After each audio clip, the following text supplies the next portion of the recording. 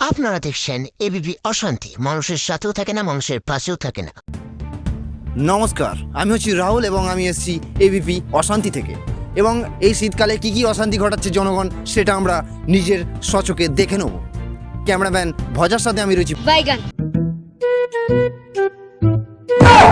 দেখতেই পাচ্ছেন এই শীতকালের মধ্যে জলার মধ্যে দাঁড়িয়ে বিড়ি খাচ্ছে। এর বিড়ি খাওয়ার কারণটা কি আমরা জেনে নেব।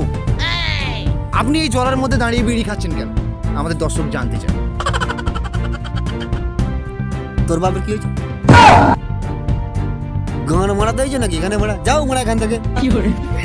আমরা এবিপি অশান্তি থেকে এসেছি, ও বুঝতে পেরে গেছে আমরা অশান্তি বাড়াতে এসেছি জনগণের মধ্যে। ও বুঝতে পেরে গেছে সেটা। চলো আমরা কিছু বলবো না, বাঁশ ফাঁস নিয়ে আছি।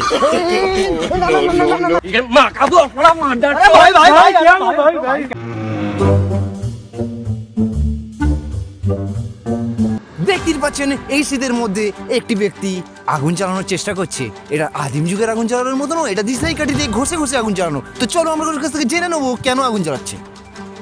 আপনি কেন এখানে মাঠের মধ্যে বসে আগুন চালাচ্ছেন আমাদের দর্শক জানতে চায়। হ্যাঁ, আপনি কেন এখানে আগুন জ্বালাচ্ছেন আমাদের দর্শক জানতে চায়।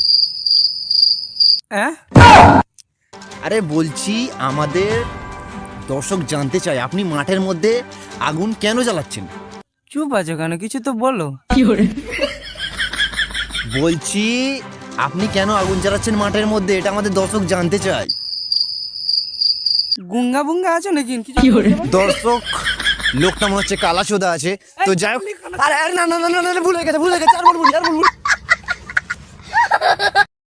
তো গাইস, আমি আজ খুবই মারধর খেয়েছি, তো সেই কারণে রিপোর্টিং এই অবধি আমি শেষ করব।